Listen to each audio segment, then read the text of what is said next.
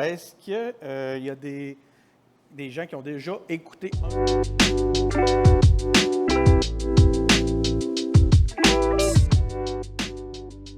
C'est troublant. Y a-tu quelqu'un, y a-tu du monde qui ont déjà au moins écouté un épisode des Engagés publics? J'ai tous écouté, monsieur. Oui, c'est ça. Bon, écoute, je suis content. Je m'étais préparé une réponse à genre belle leçon d'humilité, mais c'est correct, c'est pas si pire. Il y a du monde qui l'ont déjà vu. Donc voilà, allons-y. J'ai beaucoup de matériel. On va circuler à travers des défis, des nouvelles réalités, en tout cas suffisamment nouveaux pour que moi je les considère comme tels, je pense. Puis les communications institutionnelles, mais aussi les médias institutionnels, des enjeux pour les médias institutionnels qui de toute façon ont un impact sur l'ensemble des communications institutionnelles par la suite. J'ai mis une phrase comme ça. Je vais prendre une gorgée d'eau. Je vous laisse la lire. Je ne sais pas comment l'enchaîner, mais je la trouvais particulièrement intéressante. Donc, les citoyens choisissent de nouveaux repères aujourd'hui, on le voit, c'est de ça qu'on va parler. On va parler des influenceurs d'actualité, les gens qui s'improvisent un lien entre l'actualité et les audiences qui s'intéressent à l'actualité. Donc, une partie croissante du public s'informe à travers les canaux, les nouveaux canaux, on ne peut plus dire ça, mais en tout cas, qui quittent de plus en plus les canaux traditionnels. C'est pas, on entend beaucoup cette notion-là, à savoir, on parle beaucoup de rejet de l'information, mais pour moi, ce n'est pas un rejet de l'information, c'est un rejet des codes institutionnels. Puis c'est vraiment l'élément qui m'intéresse. C'est vraiment bruyant, cette affaire-là. Hein? L'entendez-vous, vous? Oui, c'est intense. Pour les institutions, ça pose plusieurs questions. Comment parler à ceux qui ne nous écoutent pas?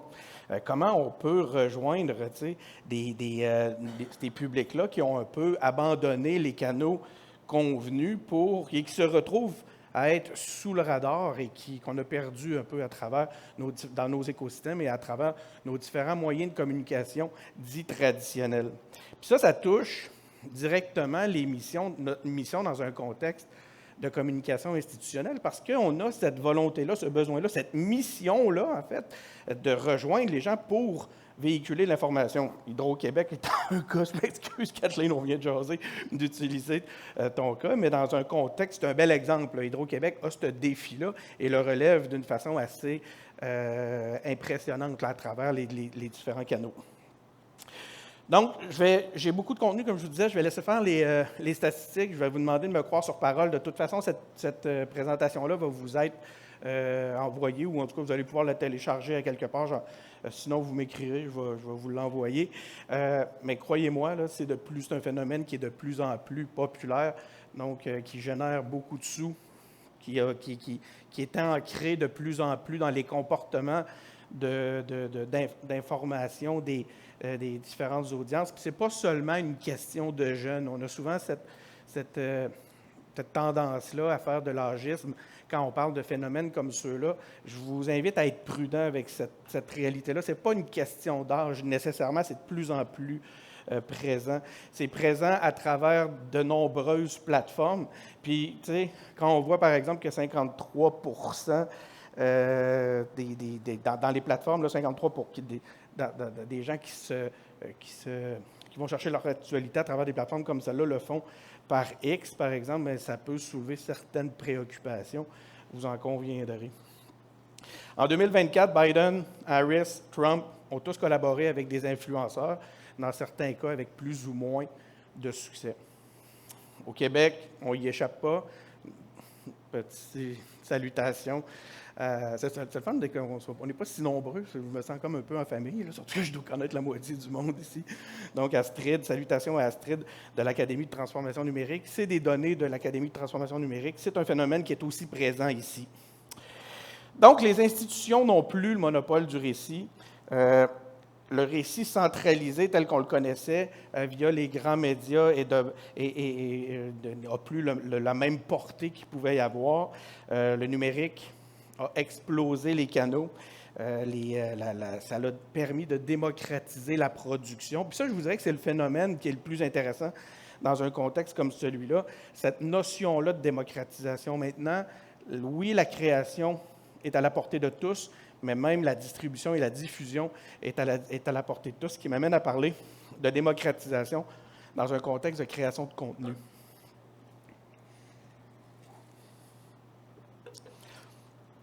Puis, c'est particulièrement intéressant, puis je ris, ça me fait rire, parce que c'est un phénomène que je constate de plus en plus, c'est que des grandes institutions, des grands médias institutionnels sont maintenant concernés par le fait que des individus entrent en compétition avec eux, avec leur production de contenu. Donc, c'est un élément, encore une fois, qui est notable. Bon, pourquoi je m'intéresse à ça? Je vous l'ai dit dès le départ. J'ai un podcast qui traite de politique, mais au-delà de ça, ça fait 6 ans que je suis en affaires comme stratège en communication numérique. Mon nom est Denis Martel, pour ceux qui ne le savaient pas. Je ne me suis pas nommé. J'ai travaillé dans des agences. Je suis producteur, réalisateur de balado. Je suis spécialiste en stratégie de contenu. Je suis prof en marketing numérique. Je suis aussi, comme je vous le disais, producteur et animateur des engagés publics. C'est ce qui fait que j'ai un point de vue privilégié pour observer ce phénomène-là. Donc, parce que je le vis comme créateur, je le vis comme stratège, mais je le vis aussi comme citoyen. Donc, ce que je vous propose aujourd'hui, comme je vous disais, c'est une conférence qui va voguer entre les médias, les réalités, les nouvelles réalités de l'information, les médias institutionnels et la façon pour les gens qui sont en communication institutionnelle de venir s'intégrer à tout ça et de profiter de l'opportunité que tout ça peut représenter.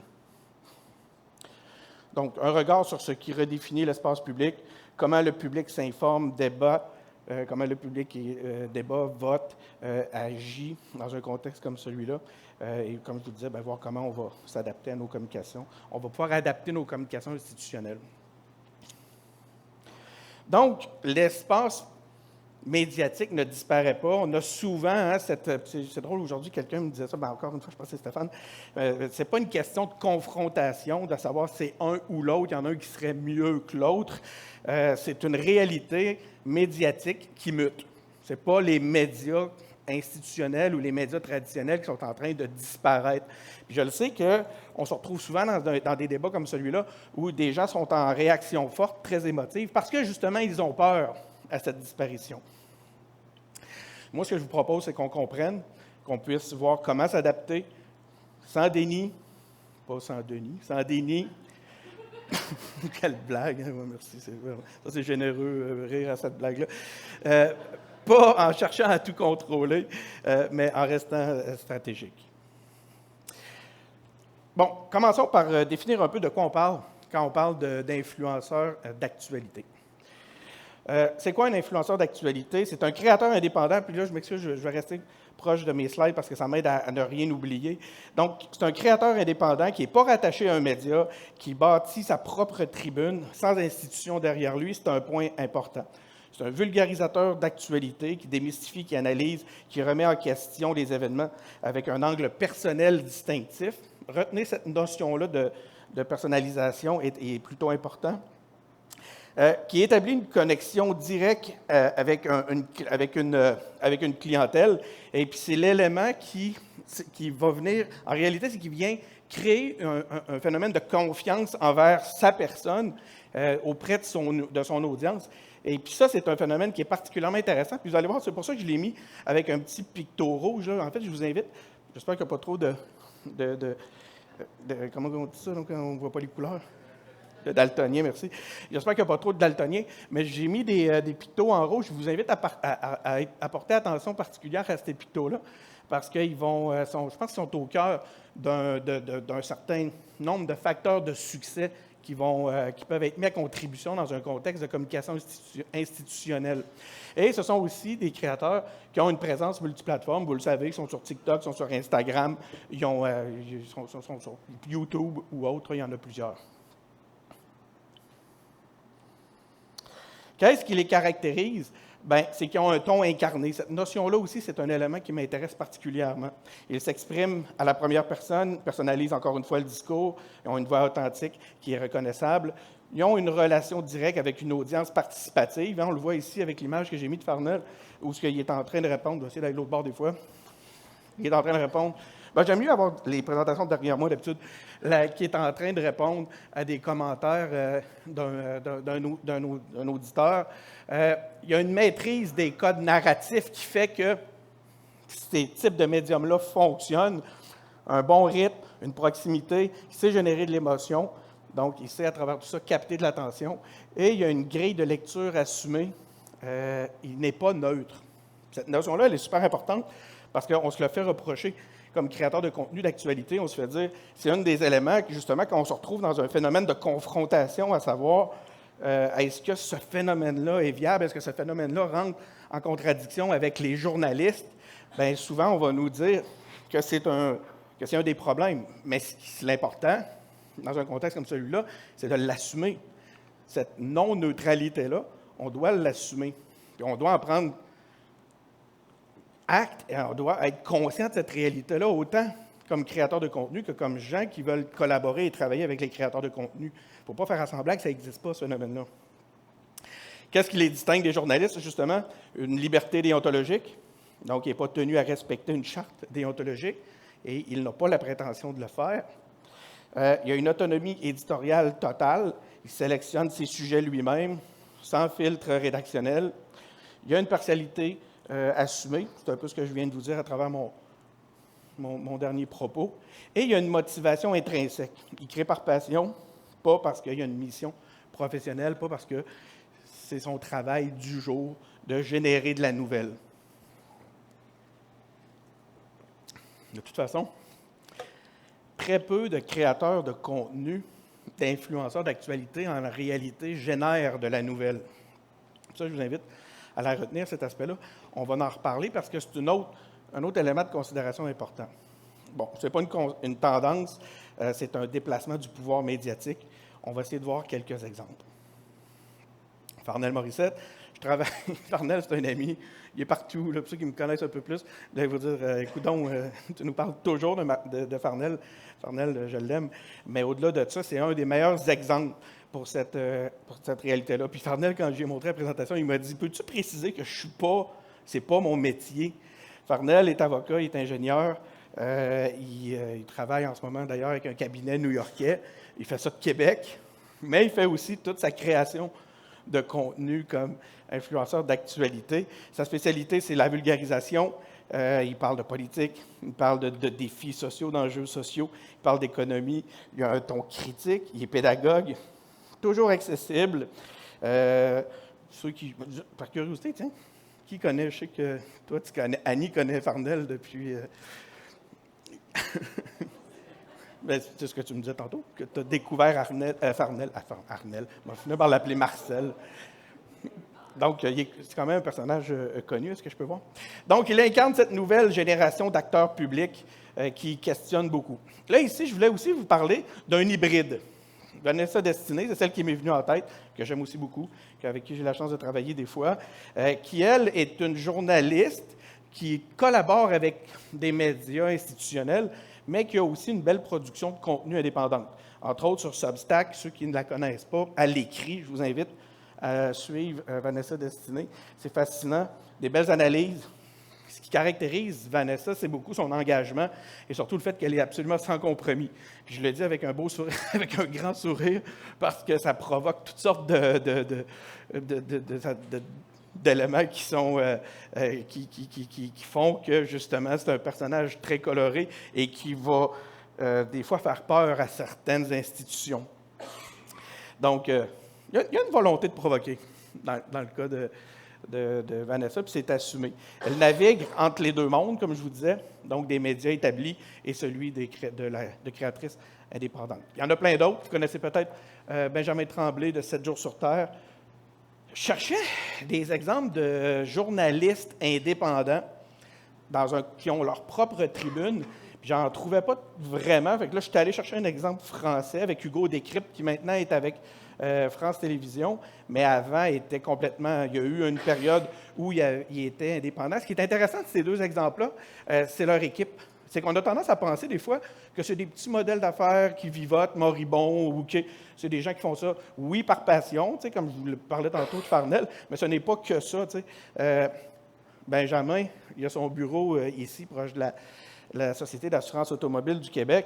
Il y a tout un étage, un studio incroyable. Hugo Décrypte, c'était comme genre 6-7 personnes, des recherchistes, des journalistes, des gens qui travaillaient avec lui. Benjamin aussi, d'ailleurs, des recherchistes. C'est des fois des modèles assez poussés. Mounir Kadouri, qui est absolument exceptionnel aussi, qui me fascinait. Est-ce que vous connaissez le maire de Montréal? Le maire de Laval? Je vous invite aussi à découvrir Mounir, qui lui est plus dans le podcast. On a Rémi Villemur, qui vient de lancer son podcast, qui est aussi associé à Cube. Lambert Drainville, le Drainville, donc c'est le fils du ministre de l'Éducation, qui s'est lancé aussi dernièrement en création de contenu d'influence en actualité. Puis il y en a plein d'autres. Écoutez, ça s'est mis à débouler à un point tel que j'ai Olivier Gravel, un jeune de secondaire 5 de Saint-Jean-Eudes, qui m'a écrit l'autre fois, puis on a eu la chance de se rencontrer, qui participe je pense que ça s'appelle les jeunes entreprises. Puis lui, ce qui a démarré, c'est un média, rien de moins.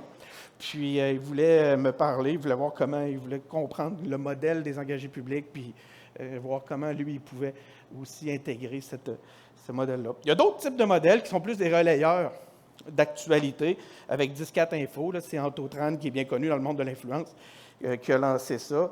Donc là, ici, on est beaucoup plus dans le relais d'actualité, comme je vous disais. Un principe qui a été questionné parce qu'il y a vraiment un flou publicitaire, là, à savoir que c'est le journaliste lui-même, là, je mets des guillemets à journaliste, mais la personne qui se présente là pour faire le relais d'actualité, qui va des fois faire des collaborations commerciales ou inviter les gens vers leur commanditaire, et aussi le fait qu'ils ont beaucoup utilisé des images de médias institutionnels, de médias traditionnels, de médias établis, puis ça a causé des problèmes parce que la frontière avec le fair use, là, l'usage équitable, était discutable dans ce contexte-là. Ce que je vous invite à retenir, c'est cette fameuse notion-là que je vous disais tantôt, à savoir que c'est beaucoup, en réalité, du relais d'actualité. Sans les journalistes, sans l'information vérifiée, les créateurs de contenu dans un contexte d'actualité ne sont pas grand-chose parce qu'ils ne génèrent pas eux-mêmes de la nouvelle. Ils ne vérifient pas eux-mêmes de la nouvelle.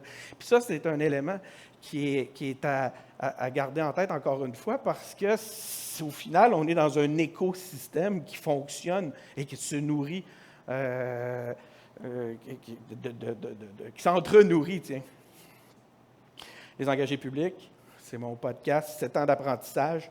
Donc, les engagés publics, c'est né d'une implication en politique basée sur un modèle qu'on aimait beaucoup. À la base, on était plusieurs. Maintenant, je l'ai intégré à ma compagnie. C'est une sous-marque de la multinationale Denis Martel.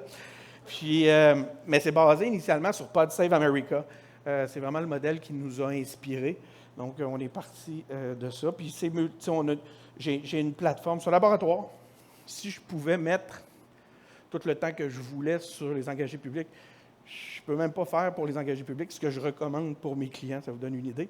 Mais quand même, je ne pourrais pas bien recommander, je ne pourrais pas être aussi bon en recommandation stratégique dans un contexte comme celui-là si ce n'était pas du fait que j'ai beaucoup appris avec le laboratoire qui est les engagés publics.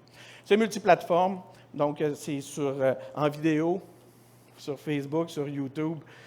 C'est distribué via différents extraits aussi à travers des plateformes comme Instagram Reel ou TikTok.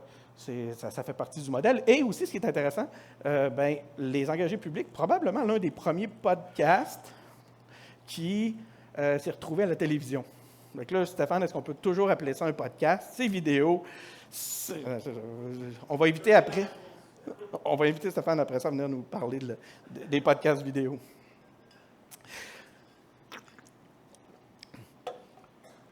Une audience nichée, pas une énorme audience, mais une audience stratégique. Ben, je ne dis pas une énorme audience, mais je suis quand même assez fier de mes audiences maintenant. Là, j'ai des épisodes qui vont être plutôt bien, avec plusieurs milliers d'écoutes, mais depuis le début, là, on parle de plus d'1 million d'écoutes là, et de visionnements réunis ensemble. Ça, c'est sans parler des Reels puis des extraits de TikTok. C'est intéressant. Mais ce qui est intéressant surtout, c'est que c'est une audience de leaders d'opinion. Donc, des élus, du personnel politique, des stratèges, des lobbyistes, des journalistes, des analystes, des dirigeants d'OBNL et compagnie. Vous comprenez que la valeur d'une audience dans un contexte comme celui-là ne peut pas s'établir de la même façon que si on était dans un contexte grand public. Au point de vue, si par exemple, il y a une compagnie, je ne sais pas moi, Ivory, c'est vraiment une compagnie, c'est une marque de savon, voulait faire un placement au sein des engagés publics, c'est plus ou moins intéressant pour eux parce qu'effectivement, là, mon audience, elle est modeste. Par contre, pour certains types d'organisations, une audience comme celle-là a énormément de valeur. On va y revenir. Donc, qu'est-ce que les influenceurs d'actualité enseignent aux institutions? Vous connaissez probablement Alexandre Drolet. Je vais vous le demander, tiens, je suis encore dans mes questions. À la main levée, encore une fois. Alexandre Drolet, qui est un beau modèle de ce que c'est que d'appliquer les bonnes pratiques de la création de contenu numérique dans un contexte institutionnel. Donc, Alexandre adopte les codes de l'influence dans un cadre institutionnel, incarnant une nouvelle génération de journalistes qui connectent rigueur médiatique et usage numérique. Est-ce qu'on peut parler d'un influenceur ou d'une influenceuse d'actualité dans ce contexte-là? Non. C'est vraiment une journaliste qui vient s'inscrire dans cette espèce de... J'allais dire de gradient, il me manque un mot français ici, d'échelle là, de nuances, où on passe, par exemple, d'un influenceur d'actualité indépendant comme Farnell Morissette jusqu'à son opposé, une journaliste institutionnelle qui est vraiment associée à une marque d'information crédible et officielle. Puis entre les deux, bien, on a ces différentes nuances-là. Puis en faisant cette espèce d'échelle-là, bien, je cherchais un journaliste indépendant qui le faisait, qui faisait vraiment un travail. Comment? Patrick Pirat. Bon, Patrick Pirat le ferait. Au Québec? Il génère de la nouvelle? J'y ai pensé. Il fait ses nouvelles?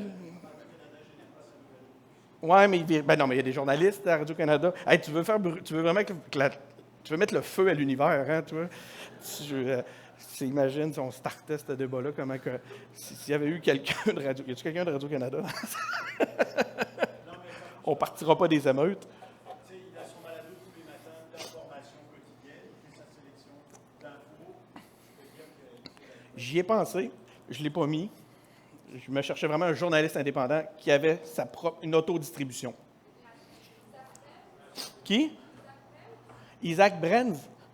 Prez? Je ne le connais pas de toute façon. Mais. Dis-le plus fort. Isaac Pelz. Pelz. Je ne connais pas. Quoi qu'il en. Puis c'est un Québécois? Oui. OK. Oui, puis il est bilingue aussi. Là, il commence à faire des collaborations avec le Ricochet, puis avec certains médias indépendants, mais il produit sa propre. Puis il distribue sur ses plateformes. Absolument. Parfait. Merci, j'en ai un. Oui, envoie-le-moi, merci. C'est gentil. Donc, voilà. Ration Gilmore? Bon, justement. Est-ce quelqu'un qui veut venir prendre ma... Fais tes recherches. OK, next slide. Donc, je vous ramène à mes petits pictos rouges de tantôt. Là, je ne sais plus quel bord aller, on va aller parler un peu. Je vous ramène à mes petits pictos rouges de tantôt, qui sont, en quelque sorte, les facteurs de succès qui sont empruntés au code des créateurs de contenu et qui font que, justement, par exemple, appliquée par une Alexandre Drolet, elle est en mesure d'aller chercher une audience que les médias traditionnels ne sont pas capables d'aller chercher actuellement. Je vais m'amuser à les nommer rapidement.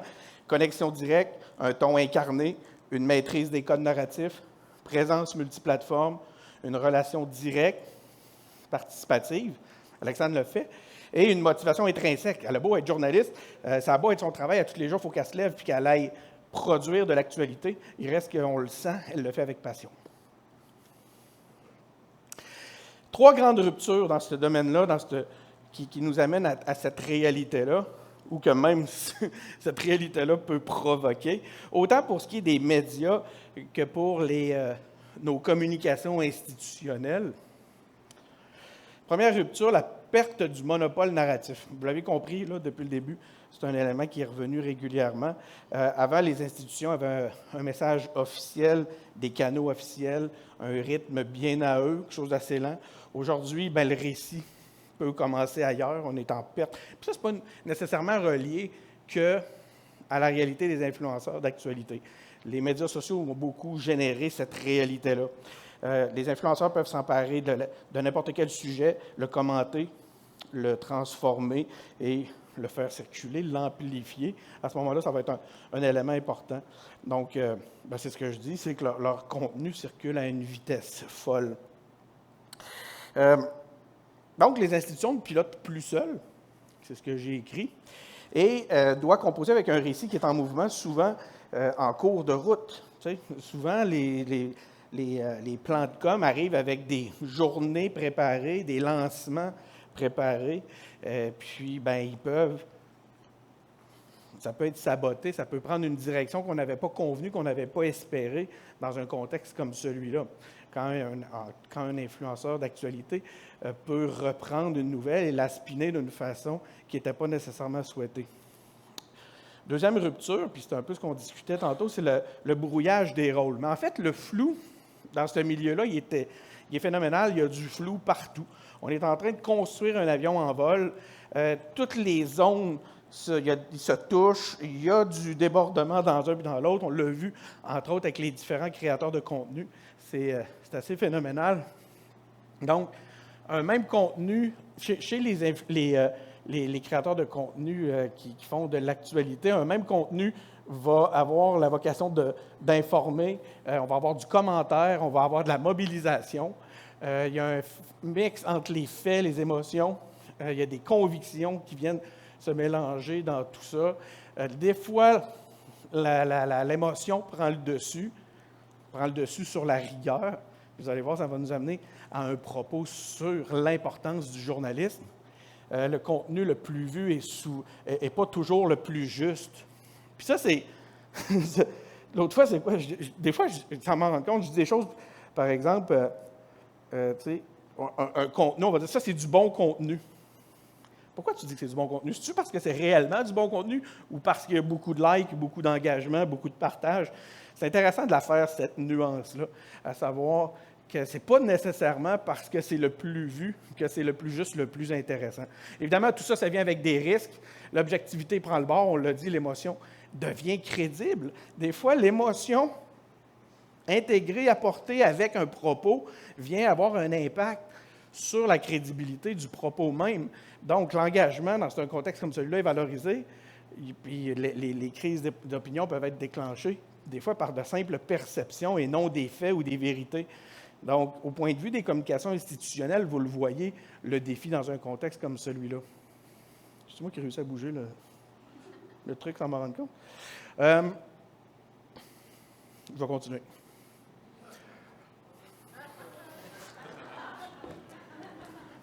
Je voulais vous laisser réagir à celle-là.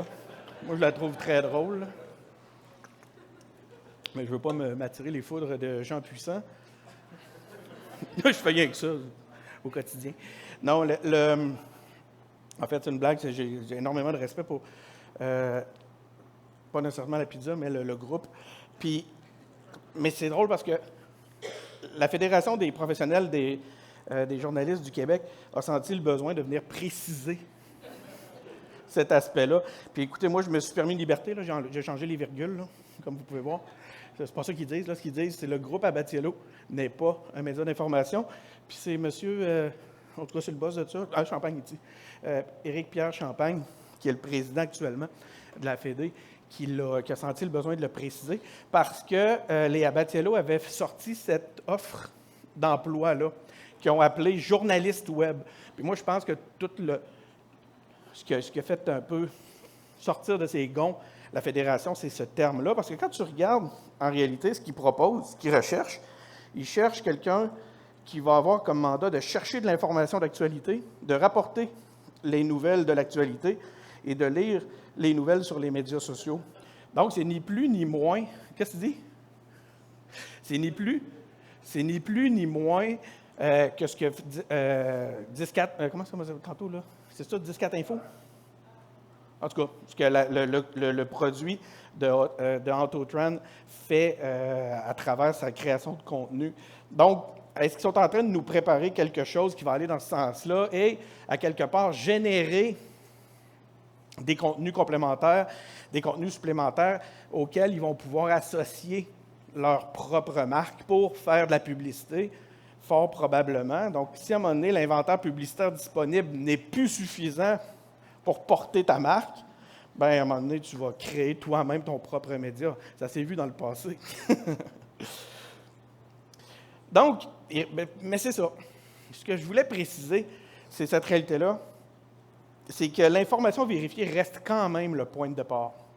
L'élément le plus important, on l'a vu, la plupart de ces influenceurs d'actualité-là travaillent à partir d'informations vérifiées. Puis de l'information vérifiée, il n'y a pas juste les journalistes qui en font, les institutions aussi en produisent. Donc, c'est une base de pouvoir que l'on doit se réapproprier si on parle de communication institutionnelle. Donc, revenons sur l'aspect des journalistes. Les journalistes sont essentiels, je le crie haut et fort, avant de me faire accuser de dire que les influenceurs d'actualité vont remplacer les journalistes. Les journalistes sont là pour débusquer, réunir l'information, valider les faits. Leur travail repose sur une méthode, des moyens et une éthique. Ça, là, on va changer de bord. Cette initiative-là de Urbania, où on a cette journaliste que, malheureusement, j'ai oublié son nom, qui est formidable, qui est allée faire une expérience d'1 mois pour voir qu'est-ce que c'était que de vivre avec un chèque d'aide sociale pendant tout 1 mois. Bien, s'il n'était pas appuyé par une institution, elle ne pourrait pas produire ça. Farnell ne pourrait pas partir faire ça. C'est pas quelque chose qui est possible. Donc, on voit, là, le journalisme, il a encore sa place. Ce n'est même pas une question. Ça me fait toujours rire quand cette espèce de débat-là arrive. Ça vient souvent d'une forme d'insécurité sur les difficultés que vivent les journalistes et vit le journalisme en général actuellement. Donc, voilà, ils produisent de l'information brute et alimentent le débat public. Les créateurs d'actualité, par rapport à ça, ont un autre rôle. Ils vulgarisent, ils analysent, ils le racontent, on l'a tout dit tantôt. Ils s'appuient sur ce qui est déjà établi et leur force, c'est de rendre l'info plus accessible et plus engageante. Donc, on revient à nos 6 fameux facteurs de succès qui viennent contribuer à une accessibilité de l'information et surtout à rejoindre une clientèle que l'on a perdue à travers nos façons traditionnelles de communiquer. Ils ont ce rôle-là, puis Dieu sait si actuellement c'est essentiel. Les journalistes ont le rôle de scruter les puissants. Est-ce que vous feriez confiance à cette personne-là pour scruter le travail des puissants? Ça, c'est un truc que j'ai vu ce matin où on avait, en fait, je vais vous la décrire, là. C'est Pierre Poilievre qui est en train de manger de la poutine, en train de rater une poutine avec Olivier Primo. Puis je regardais ça, puis je me disais, dis-moi que ta campagne va mal sans me dire que ta campagne va mal. Ça, c'est méchant. Hein? Ah, c'est parfait? OK. Ça n'a rien à voir avec mes allégeances politiques. C'est pas pour ça que je fais ça. Non, mais sans blague, c'est des slides sur le flou, sur la zone brouillée de tout ça. Là. Je pense qu'on ne pouvait pas avoir une image qui illustrait le mieux cette espèce de flou-là qu'on vit actuellement que cette image-là. Je ne pensais pas la laisser aussi longtemps, mais je pense que j'en suis pas encore revenu. Donc, c'est important de soutenir l'info vérifiée. Soutenir l'info vérifiée, c'est supporter tout l'écosystème en réalité. Ce n'est pas seulement que de soutenir l'information officielle ou l'information journalistique. Troisième rupture, les fondements de la confiance. On l'a dit tantôt, j'ai un petit peu abordé ce point-là. On n'attribue plus notre confiance nécessairement sur les mêmes critères que l'on pouvait voir avant. En tout cas, pour une certaine partie de la population, dont celle qui s'informe différemment. La crédibilité, avant, elle venait du titre, de l'institution, du statut. La confiance se construisait par l'autorité, par la durée dans le temps. Donc ça, c'est le modèle qu'on a connu. Aujourd'hui, elle se fonde sur la proximité, l'authenticité et la réactivité. On fait confiance à ceux qui parlent vrai et sans filtre. Retenez encore une fois cette notion-là. Je sais que je le dis souvent, cet aspect-là, mais je finis par y revenir. Je ne les oublie pas. Pour les institutions, le langage neutre ou rigide ne suffit plus à rassurer. Va suffire à rassurer les clientèles qui sont restées dans ce modèle-là, mais qui ne rejoignent plus toute une panoplie de clients qui, comme j'aime le dire, passent sous le radar. Donc, aujourd'hui, il faut habiter son message avec une posture claire, humaine et cohérente. On va y revenir. Dans l'économie de l'attention, la confiance se gagne à dimension humaine, en ayant une voix incarnée, sincère et authentique. Je pense que vous les reconnaissez, un résumé de nos fameux facteurs de succès dans un contexte comme celui-là. Donc, qu'est-ce que ça veut dire pour une organisation? Qu'est-ce que ça veut dire dans un contexte de communication institutionnelle? On l'a vu, on a vu un peu qu'est-ce qu'il en était des influenceurs, on a vu un peu qu'est-ce qu'il en était des médias institutionnels, mais ce n'est pas juste une question. Je pense, en fait, la salle s'appelle Administration publique. Je suis venu vous parler principalement, même si j'en ai peu parlé jusqu'à maintenant, de communication institutionnelle elle-même. Qu'est-ce que ça veut dire pour les communications institutionnelles? Qu'est-ce que ça veut dire en termes, on a vu un peu les défis, maintenant en termes d'opportunités. Nous sommes amusés à faire des dessins avec l'intelligence artificielle. En passant, la présentation a été faite avec Gamma. J'ai utilisé beaucoup de ChatGPT et ça a été fait avec une patente d'intelligence artificielle qui fait des pictos. Juste parce que je n'avais pas parlé d'intelligence artificielle, il fallait bien que j'en dise un mot pour être sûr d'être invité l'année prochaine. Donc, on a les institutions. Ce qu'on voit, là, je vais descendre encore. Ce qu'on voit, ça, c'est le schéma traditionnel auquel on a été habitué. On a des institutions qui ont une certaine forme de relation avec des journalistes qui, eux, puis tu sais, à l'époque, on n'a qu'à penser, puis là, vous allez me trouver intense, mais c'est le meilleur exemple qui m'est venu. Il y a le Watergate, mais mettons, la guerre du Vietnam, tu sais, il y avait une proximité, pas une proximité, mais une accessibilité à l'univers institutionnel que les journalistes avaient, qui permettait vraiment des reportages intéressants et qui donnaient une information qui se rendait à la population. Après, suite à tous ces débordements-là, on s'est mis à mettre de façon institutionnelle un peu plus de contrôle avec des relationnistes, des gens de relations de presse qui venaient un peu gérer, encadrer cette relation-là avec les journalistes qui avaient encore le même mandat de produire de l'information pour les audiences grand public. Moi, ce que je pense, c'est qu'aujourd'hui, en fait, ce que je vous présente là, je pense que les institutions ont tout intérêt à intégrer les influenceurs d'actualité dans leurs relations de presse. C'est sûr qu'il va falloir trouver une façon de baliser leur présence. Mais de toute façon, c'est une réalité qui est bien réelle, qui existe aujourd'hui. À savoir qu'on a encore notre modèle tel qu'il existait. On a vu les médias traditionnels ou institutionnels s'ajouter quelques créateurs de type Alexandre Drolette qui continuent, eux, à créer de l'information pour le grand public, mais qui voient aussi le fruit de leur travail réinterprété par des influenceurs qui sont en échange avec certaines audiences. Ça, c'est tout ce qu'on a vu depuis tantôt. Là. Il n'y a rien vraiment de nouveau par rapport à ça. Moi, ce que je pense, c'est qu'il serait intéressant, il est intéressant, parce que je parle au conditionnel, ou bien je le propose, que je l'amène comme une proposition, mais vous allez voir que ça existe déjà, et avec beaucoup de succès, c'est de voir comment les relations de presse des institutions peuvent aussi venir intégrer les influenceurs d'actualité à leur stratégie, à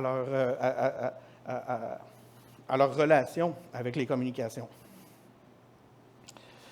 Donc, comme je disais, les influenceurs d'actualité ne remplacent pas les médias, ils occupent une place complémentaire. Je sens le besoin souvent de le redire, cet aspect-là. Je sais qu'on a besoin d'être rassuré sur ces aspects-là. Il faut les inclure dans la veille médiatique, dans les relations de presse élargies, dans la stratégie de communication, dans nos stratégies de communication proactives. Ça, c'est fascinant, puis je vais aller tout de suite à ce propos-là. À 7 ans d'engagé public, j'ai senti un moment où il y a eu un shift. Je me suis mis à recevoir des communiqués de presse, mais pas à peu près, là. J'en reçois des communiqués de presse. Fait que ça, voyez-vous, c'est une réalité qui est déjà bien présente. Après ça, j'ai commencé tranquillement, un petit micro USB. Je demandais à des gens de venir s'asseoir avec moi pour parler d'actualité, pour parler de politique. Bien, aujourd'hui, j'ai des cabinets de ministres qui m'écrivent et qui demandent à ce que je reçoive leur boss, le ministre. Comme là, je vais avoir Jonathan Julien après-demain. C'est le cabinet qui m'a appelé. Christian Dubé, ministre de la Santé, c'est le cabinet qui m'a appelé. C'est quand même pas banal. Tu sais, je veux dire, comment voulez-vous que ça ne déclenche pas une réflexion? Moi, en tout cas, j'ai trouvé ça fascinant, ces aspects-là. Donc, les créateurs de contenu, les influenceurs d'actualité sont des relayeurs puissants, parfois plus agiles, plus crédibles auprès de certains publics. Le mot « certain » est intéressant. Vous l'avez compris, là, finalement, j'ai l'impression que je me répète beaucoup dans ce contexte-là. Donc, il faut les observer, il faut comprendre le phénomène et il faut voir de quelle façon on peut activer aussi ces créateurs de contenu-là. Parce qu'il y a une possibilité, et je vous encourage fortement à créer des liens avec ceux que vous aurez évalués comme étant crédibles dans le contexte de votre propre contexte. Il reste 4 minutes. Ça va être pas pire. Donc, il y a les partenariats. Je viens de vous en parler. Ça, c'est une entrevue que j'ai faite avec M. Dubé. Donc, un individu ou une institution est intégré au contenu pour la valeur de ses idées, sa pertinence ou son rôle dans l'actualité. Ça, évidemment, ils ne payent pas pour ça. Là. Moi, je suis très content. Là, envoyez-moi là, vos ministres. Là. C'est vraiment cool. Comment tu dis? Hein? Oui, bien, ouais, ça c'est intéressant, mais en tout cas, je ne partirai pas là-dessus parce que il me reste 3 minutes 52. Mais c'est parce qu'on on s'est amusé un peu à troller. On a trollé moi puis Benjamin Tremblay, on a trollé les partis en disant, quand TVA a demandé 75 000, nous autres, on a fait une vidéo puis on a dit, ben, venez-vous-en, nous autres, on vous fera gratuitement dans le studio de Benjamin. Tout le monde est bienvenu. Ben, croyez-le ou non, on a eu trois partis qui étaient intéressés à le faire. Fait qu'on était comme, wow, OK. Je vais vous avouer que moi, j'étais un petit peu dans le trolling, là. Si vous écoutez mon propos, vous allez voir que je fais exprès pour placer d'ailleurs des choses qu'on dit ici.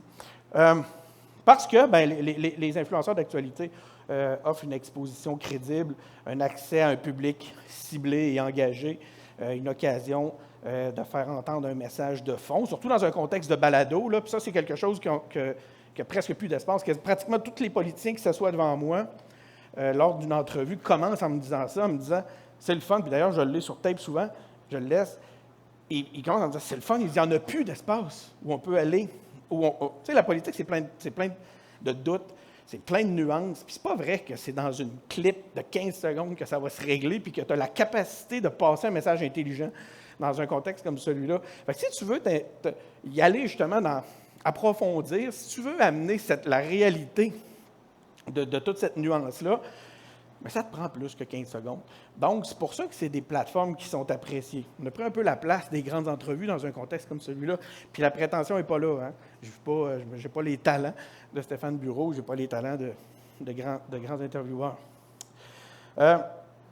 Voilà, c'est une occasion de faire entendre un message de fond. Mais gardez en tête que ce n'est pas un espace neutre. Puis ça, moi, c'est ce que j'aime de ce que je fais. Je suis quelqu'un qui a des convictions. Je suis coloré politiquement, dans le sens où j'ai eu une implication en politique. Tout ça a commencé par une implication en politique. Et je ne le cache pas. Je ne fais pas à croire au monde que moi, je suis neutre. Moi, je me permets dans mon podcast, ce n'est pas un podcast d'interview, c'est un podcast où je discute avec eux. Fait que des fois, je fais attention, mais je veux lui laisser de la place. Mais des fois, je vais challenger en fonction de mes valeurs, en fonction de mes convictions. Je vais amener ou je vais vouloir établir des faits, par exemple sur la souveraineté, tu sais, ça peut m'arriver. Mais je me cache pas, je ne fais pas à croire à personne que je suis complètement neutre. Cela dit, ça se fait toujours dans le respect. Un élément qui est plus important que tout dans une création de contenu, en tout cas pour ce qui est des engagés publics, c'est que l'humain passe avant le parti. Voilà, j'insiste sur l'importance de la divulgation. C'est ce que je viens de faire. L'autre possibilité qui s'offre aux institutions, c'est les partenariats commerciaux. Là, on est dans un autre contexte, une entente rémunérée pour intégrer des messages dans le contenu. Grosso modo, les organisations qui adhèrent à ce type de tactique-là profitent des mêmes avantages que ce que l'on disait tantôt au point de vue d'un canal de confiance, une présence crédible, tout ça, naturel. Mais vous voyez, ça, c'est toutes des marques qui ont collaboré avec les engagés publics. Il y en a même une qui me vient de Podpass. J'avais dit que j'avais dit, ouais, c'est ça. Mais je n'ai pas eu mon argent, par exemple. Oui, excusez, non, mais juste pour faire. J'ai eu mon argent pour le partenariat, mais c'est parce que tantôt, on a fait une blague avec Stéphane qu'il allait me payer pour que je dise ça. Je ne voulais pas qu'il y ait de confusion non plus, là, c'est terrible. En voulant te faire une mention, ça finit que je t'insulte. C'est ça, là, probablement que je ne l'aurais pas, mon 25$. Puis aussi, il y a des collaborations avec des organismes, des OBNL. J'accueille volontiers à mon micro des gens pour qui je ne pourrais pas prendre de sous. Là. Je le fais parce que c'est important. Là, ça touche directement à mes valeurs, mais aussi c'est cohérent avec les orientations éditoriales de ma production de contenu. Donc, les balados permettent un discours plus nuancé, plus humain, plus crédible. C'est ce que recherchent la plupart, de plus en plus, en fait, les organisations dans leur stratégie d'influence. Parce que les stratégies d'influence font maintenant partie de notre réalité. Donc, c'est important de choisir nos collaborations avec rigueur, évidemment, vous l'avez compris. Donc, avoir un alignement des valeurs, un peu comme je vous disais tantôt. C'est un peu ça qui va faire la crédibilité de votre partenariat. Là, essayez de trouver des créateurs de contenu qui fit avec l'organisation en termes de schème de valeurs. Si vous partagez le même univers, le même schème de valeurs, justement, à ce moment-là, il y a une collaboration plus naturelle, plus crédible qui va s'en dégager. Donc, c'est un peu ce que je disais pour ces aspects-là. En fait, c'est tous des critères qui vont vous permettre d'établir, justement, de sélectionner. Si vous faites une recherche, vous cartographiez un univers de créateurs de contenu, vous voulez savoir lesquels vont le mieux fitter avec votre organisation, avec votre stratégie, regardez l'alignement des valeurs, la crédibilité réelle. Donc, est-ce que c'est un créateur de contenu qui a une confiance du public, qui a su développer une confiance du public? Est-ce que le ton, le style est compatible avec ma marque? Attention aux zones grises, vous le savez, ça c'est vrai dans toutes les associations avec les créateurs de contenu ou des porte-paroles ou autres. Puis assurez-vous qu'il y ait un professionnalisme minimal. Donc, l'objectif, ce n'est pas d'acheter une tribune, mais de créer un lien stratégique qui va être naturel, qui va être fort, qui va paraître plus authentique. Et le plus important pour moi, dans les différents éléments de stratégie que les communications institutionnelles peuvent apporter, que je trouve vraiment intéressant, puis ça le fait, ce que je viens de vous montrer là, fait ça, c'est d'incarner la parole. Mais il y a aussi deux autres façons pour les institutions d'incarner cette parole-là. Puis cette notion-là d'incarner la parole, tu me flusher, là? Cette notion-là d'incarner la parole, elle est très importante, comme je vous disais, puis là j'ai perdu mon propos, fait que je vais juste avancer. Je vais vous présenter. En fait, c'est ça, c'est qu'elle est au cœur de toute cette notion-là. Tu sais, je parle depuis tantôt des fameuses clientèles qui sont sous le radar, ceux qu'on ne réussit plus à retrouver ou à qui on ne peut plus s'adresser parce qu'ils n'écoutent pas la télévision, ils n'écoutent pas la radio, ils ne sont même pas à l'écoute des médias institutionnels, même si c'est en ligne, parce qu'eux autres sont rendus avec les influenceurs, entre autres, ou d'autres sources alternatives. Mais la meilleure façon de rejoindre ces gens-là, c'est d'incarner la parole. Puis incarner la parole, ça se fait à travers ce qu'on vient de voir, mais aussi, pourquoi pas, en associant à notre fameuse stratégie, puis là, je reviens à l'évolution de notre schéma de communication institutionnelle, pourquoi pas associer à notre personnel, à notre stratégie, à notre groupe, à notre façon de communiquer, nos propres agents de communication numérique maison. C'est une façon un peu complexe de parler d'un truc comme celui-là. Quand je vous dis qu'il y en a qui le font déjà et qui le font de façon efficace, Je ne sais pas si vous êtes abonné à la création de contenu de la Sûreté du Québec avec ce monsieur que j'allais dire, je n'ai pas pris le temps de voir son nom, M. Drolet, l'agent Drolet, qui est absolument exceptionnel, là, puis qui fait ce travail-là de, justement, travailler, pas à sens unique, il offre un accès direct au contenu de la Sûreté du Québec à une clientèle qui est difficile à rejoindre dans un contexte comme celui-là. Donc, c'est une façon de plus de venir compléter vos stratégies dans un contexte comme celui-là. D'offrir un visage humain, d'incarner l'institution. Ici, c'est la slide, vous irez la voir, mais en gros, c'est que ça marche. Il y a aussi les leaders qui prennent la parole directement. Je ne sais pas si vous avez au sein de vos organisations la chance d'avoir des leaders inspirants. Certaines organisations en ont. Et ceux qui ont le talent de le faire peuvent être mis de l'avant. On l'a vu avec Magali Picard, qui est exceptionnelle comme communicatrice. Quand elle est bien mise quand le contenu est bien produit par des gens qui connaissent les codes, je pense qu'il y a beaucoup de Nelly Brière derrière ça, ça donne des super bons résultats.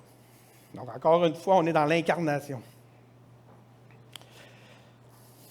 Donc, que ce soit à travers les relations de presse, des collaborations ou en adoptant les codes, je vous invite à adapter vos postures, sans renier évidemment le volet institutionnel qui est au cœur de votre mission.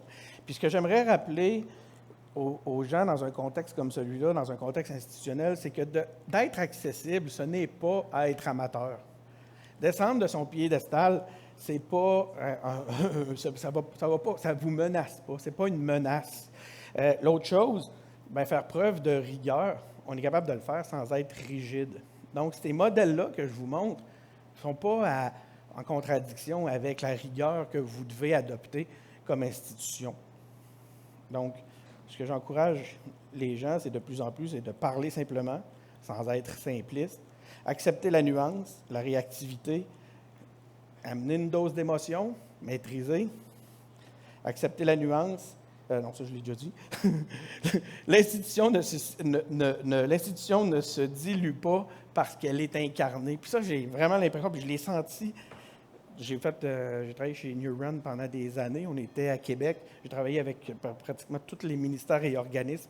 Puis c'est une peur que j'ai toujours sentie, puis qui est encore bien présente, cette peur-là d'incarner, de rendre plus accessible, plus humaine les communications et même les relations interinstitutionnelles même. Je trouve ça un peu dommage. Puis c'est dommage parce que c'est un élément qui nous éloigne d'une bonne partie de la population. Donc, j'ai fini, je pense. Fait que je vais juste passer cette slide-là. Non, mais ce que je veux dire, c'est qu'il ne me reste plus de temps. Fait que, vous le connaissez, là, l'AIA sur la crise. Restez en veille. Attendez pas que ça vous pète d'en face. Créez des liens. Vous pouvez tout de suite commencer à créer des liens avec des créateurs de contenu. Vous l'avez vu comment que ça me motive, puis je suis stimulé. Moi, je suis un amateur là, par rapport à tout ce qui se fait actuellement dans le milieu. Donc, gênez-vous pas pour établir des liens, commencer à parler avec ces gens-là. Intégrer ces relais dans vos stratégies de communication. Donc, vous l'avez bien compris. Voilà. Fait qu'ici, c'était mon message de fin. C'est une opportunité claire. Une solution à un rejet des codes institutionnels. Vous vous souvenez, j'ai commencé avec ça tantôt. Je vous ai dit, ce n'est pas un problème de rejet de l'information. C'est un problème de rejet de codes, de certains codes qui ne conviennent pas à une bonne tranche des populations qu'on cherche à desservir. Donc, gênez-vous pas à descendre comme institution, de descendre de votre piédestal. Allez à la rencontre des citoyens à travers des initiatives qui incarnent la marque, comme on l'a vu. Et gênez-vous pas à établir un lien de confiance par une présence. En fait, c'est ça, je me répète. Hein. Vous l'avez compris? C'est important, incarner la marque. Donc voilà, je vous remercie beaucoup. C'était ça ma conférence.